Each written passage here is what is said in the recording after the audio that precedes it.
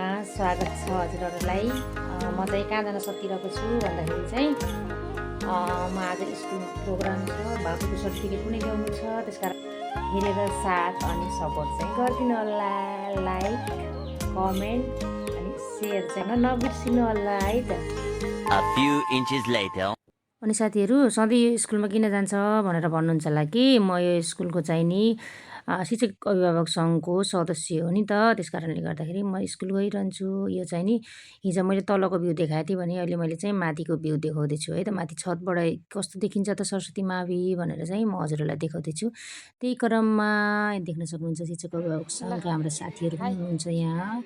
साथसाथै अभिभावक के भन्छ विद्यालय व्यवस्थापन समितिको सदस्यहरू हुनुहुन्छ यहाँ।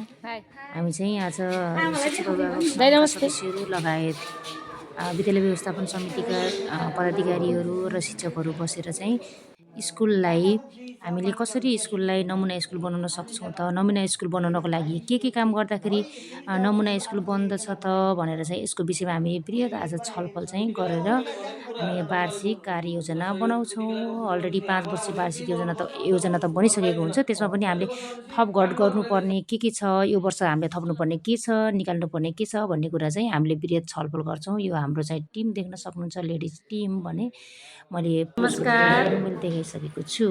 अनि हामीलाई यसमा सहजीकरण गर्नको लागि चाहिँ किराक नेपालबाट सर आउनुभएको रहेछ। अनि त्यसपछि किराक नेपालबाट आउनुभएको सर अनि त्यसपछि गएर विक्रम सरले चाहिँ हामीलाई चाहिँ सहजीकरण गराउनु भयो।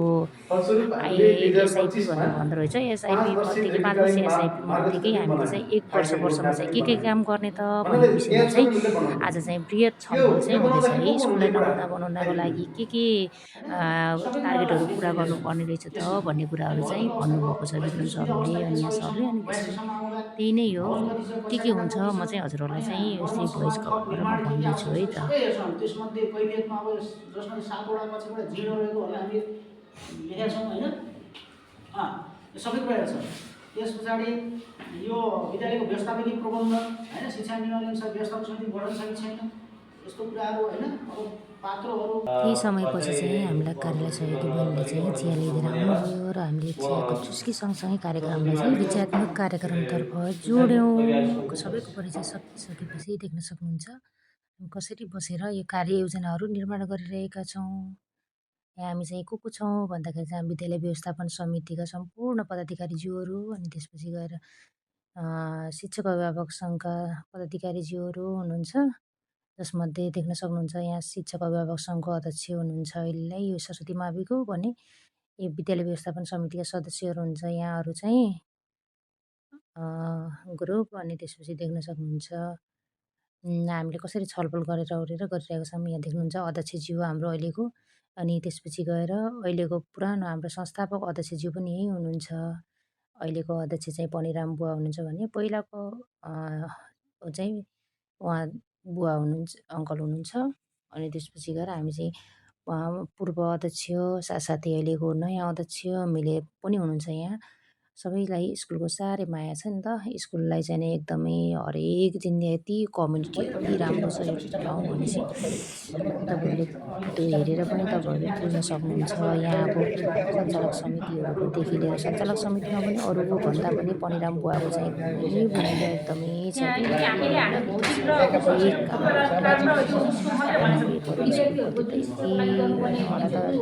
जिन्दगीमा पनि भन्न नसक्ने योगदान रहेको छ कि उहाँको। बागपुरा मिसको चाहिँ बुवा पनि हुनुहुन्छ। बागपुरा मिस चाहिँ नि को हो भन्दाखेरि चाहिँ हाम्रो चाहिँ 11-12 पढ्दाखेरिको मेरो साथी पनि हो क्या, मेरो साथी पनि हो। अनि त्यसपछि हामीसँगै पढेको, हामी क्लासमेट पनि हो। अनि विक्रम सर चाहिँ हामीभन्दा 1 ब्याच अगाडि हुनुहुन्थ्यो। देख्न सक्नुहुन्छ अहिले चाहिँ सबै टिचरहरू पनि आइसक्नु भएको छ, टिचरहरू आउनुभएको छ। त्यसपछि मैले सुकुम भनेर लिएको। अनि त्यसपछि अब यहाँ विद्यालय शिक्षक अभिभावक सङ्घको अध्यक्षले चाहिँ नि हामीले लेखेको कुराहरूलाई चाहिँ प्रेजेन्टेसन गरिरहनु भएको छ यहाँ। अनि त्यसपछि गएर अरू सबैजनाले हामी बसेर सुनिरहेका छौँ। त्यो चाहिँ उहाँकै भोइसबाट पनि सुन्न सक्नुहुन्छ है। यो प्रेजेन्टेसन चाहिँ सम्पूर्ण शिक्षक सबैले सुनिरहेका छौँ। फेरि हामीले लेखिसके पनि हामीले चाहिँ पुनः सुनिरहेका छौँ। अनि त्यसपछि गएर त्यसमा थपबट गर्नुपर्ने कुराहरू धेरै थियो। अनि त्यसपछि हामीले चाहिँ पछि फेरि थप्ने काम पनि फेरि भयो। अनि एकैछिनमा खाजा पनि आयो। खाजामा चाहिँ आज रहेको त परौठा र के भन्छ चट्नी। तर मैले आज मेरो मङ्गलबार व्रत भएको कारणले गर्दाखेरि मैले चाहिँ खाइनँ नि त। मैले चाहिँ दही मात्रै खाएँ। मेरो स्पेसल मेरो लागि चाहिँ दही सबैको लागि थियो। मैले चाहिँ दही मात्रै खाएको देख्न सक्नुहुन्छ। त्यसपछि गएर ओरेर हामी कार्यक्रमको अन्त्यतिर आइसकेको छौँ। यो चाहिँ हेल्थ कर्नर। बाबु नानीहरू यहाँ बिरामी हुँदाखेरि चाहिँ यहाँ सुत्ने बस्ने एउटा कोठा पनि रहेछ। यहाँ प्रशासनिक कोठाहरू सक्नुहुन्छ। यो चाहिँ नि हाम्रो गौरवको एउटा के भनौँ योजना। हाम्रो पुल सुरै पुल त्यसो सुरै पुलमा यो झन्डा छ त्यो मैले देखाएको थिएन। अहिले चाहिँ मैले देखाउँदैछु। अहिले यस्तो राम्रो बनाएको छ यहाँ। त्यसपछि गएर म पुगिसकेँ विद्यालय स्कुलमा दिप्चुवित्ती विद्या मन्दिर शिवपुर बाबु पढ्ने स्कुलमा। त्यसपछि गएर मैले त्यहाँ पनि छिटो सर्टिफिकेटहरू पेस गरेर चाहिँ हामी चाहिँ एकैछिनमा लाग्यो फेरि घरतर्फ। अनि बाबुले जिद्दी गऱ्यो नि त, म एकछिन चलाउँछु न मम्मी मोटरसाइकल स्कुटी भनेर भन्यो। अनि त्यसपछि म पछाडि बसेर उसलाई हल्का हल्का सिकाउँदै उसलाई।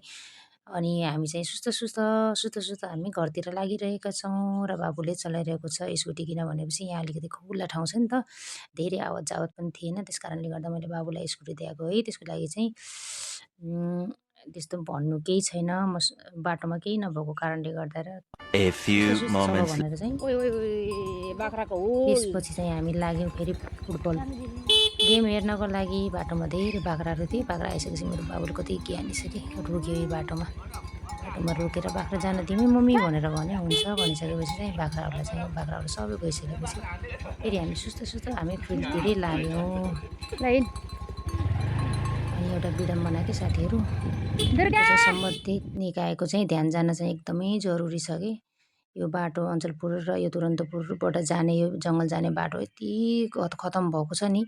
यहाँ हिलो छ कि कसैको न कसैको ध्यान जाओस् भनेर भन्छु कि मैले। यहाँ न त यो नगरको ध्यान गएको छ, न त वडाको ध्यान गएको छ, न त यहाँको गाउँलेहरूले गर्नुपर्ने छ। यो सकेसम्म श्रमदान गरेर र गाउँलेहरूले छेउबाट पानी जाने गराएपछि यस्तो किचड हुने थिएन। बिचरा यहाँ हिँड्ने मान्छेहरूलाई कति अब धेरै मान्छेहरू हिँड्छन् कि यो बाटो। अनि कति फोहोरो पनि छ अनि यो पनि छ देख्न सक्नुहुन्छ। मैले देखाइदिएको छु पानी कसरी गएको छ। यो नालीबाट जाने पानी चाहिँ सबै बाटोमा छ कि। एकैछिनमा हामी चाहिँ अब आइपुग्यौँ तुरन्तपुरको फुटबल ग्राउन्डमा। अनि देख्न सक्नुहुन्छ मान्छेहरूको भिड। आज के भन्छ रेन्जर अफिसको र हाम्रै गाउँको चाहिँ गेम छ नि त शिवपुर स्पोर्टिङ क्लबको। त्यस कारणले गर्दा गाउँको सबैजना दिदीबहिनीहरू दाजुभाइहरू सबै आउनुभएको छ हेर्नको लागि। आफ्नो गाउँघरको गेम हेर्न पनि पर्यो नि त। अनि यहाँ मैले पुलिसहरूलाई देखेर बाबुलाई गाडी रोक भनेर फेरि रोक्न लगाएँ। अनि त्यसपछि मैले चाहिँ नि अब के गर्ने लाज पचाएको जस्तै गरेर फेरि मैले चाहिँ गाडी लगेर चाहिँ अगाडि गएँ। अगाडि गइसकेपछि चाहिँ अब हामी सिधै म फुटबल हेर्नेतर्फै लागेँ। अनि म आउँदाखेरि चाहिँ भर्खर के अरे तुरन्तपुरले गोल हानिसकेको थियो भने चाहिँ म आउन बित्तिकै चाहिँ फेरि तुरन्तपुरले एक गोल खाइसकेको अवस्था छ। अनि मलाई त कस्तो नराम्रो लाग्यो कि ओहो यो गोल खायो कि गोलको बराबरीमा भयो। अब चाहिँ डह्रो कम्पिटिसन हुन्छ हेर्दै थियौँ है। हेर्दै नभन्दै लास्टमा चाहिँ ल्यान्ड्रीमै पऱ्यो। ल्यान्ड्रीमा चाहिँ नि के हुन्छ हजुरहरूलाई देखाउँदैछु है त साथीहरू। एकछिन फुटबल हेरेर चाहिँ मजा लिन सक्नुहुनेछ। आजको तेरिका चाहिँ मेरो यसै गरेर नै बित्यो र फाइनल्ली आज चाहिँ सबभन्दा त त्यो प्लान्ट्रीमा तुरन्तपुर शिवपुर स्पोर्टिङ क्लबले रेन्जर अफिसलाई हरायो। अनि त्यसपछि चाहिँ खुसीको बेग्लै माहौल छ क्या साथीहरू। अनि त्यसपछि गएर हजुरहरूले देख्न सक्नुहुन्छ हाम्रो टिम गाउँ उठेर कसरी झुमिरहेको छ, कसरी नाचिरहेको छ, त्यो चाहिँ अलि पछि हेर्नु होला है त साथीहरू।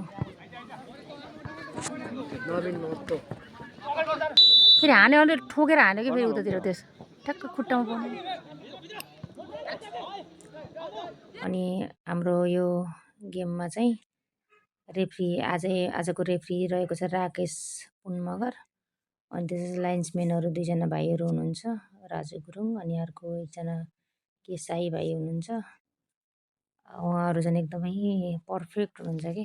अनि यो के भन्छ एम्पायरिङ गर्ने उमा एकदमै सधैँ हामीले उनीहरूलाई नै बोलाउँछौँ। राम्रो खेलाउनुहुन्छ, राम्रो खेलाउँछ राकेश बाबुले। मेरो छोरा जेठाजुको छोरा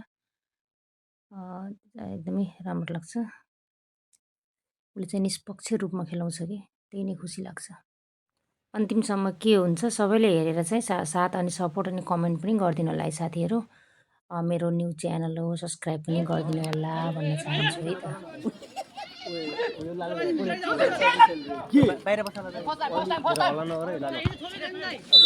आउट फाल्टो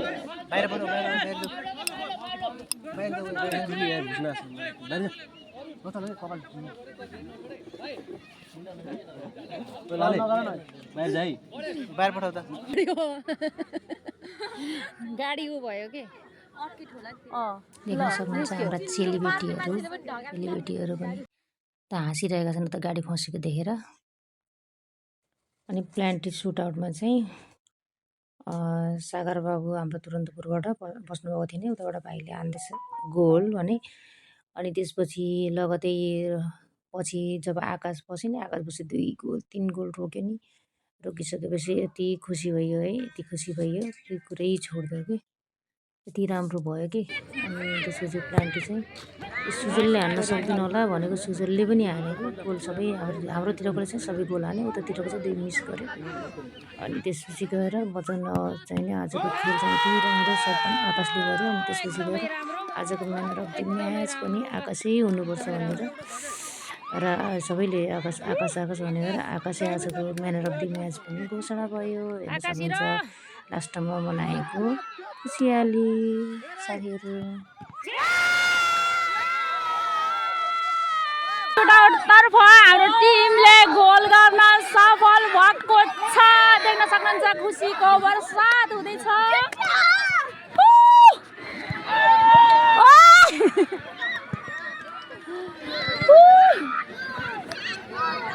ल एकदमै ह्याप्पी छ। ओ लाइभ भइरहेछ अरे ल।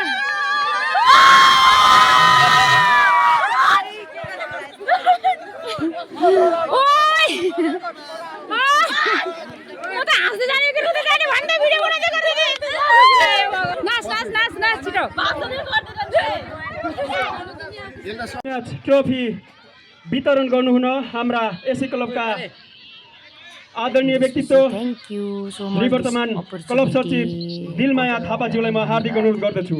त्यसपछि गएर आज चाहिँ नि ट्रफी म्यान अफ द म्याचलाई चाहिँ ट्रफी दिनको लागि चाहिँ मेरो नाम उद्घोष गर्नुभएकोमा थ्याङ्क यू सो मच भन्न चाहन्छु है त। सम्पूर्णलाई धेरै धेरै धन्यवाद अनि सम्पूर्ण टिमलाई नै धेरै धेरै शुभकामना भन्न चाहन्छु र फाइनलमा पनि राम्रोसँग खेल्दै जानु। गड ब्लेस यु सबैजनालाई।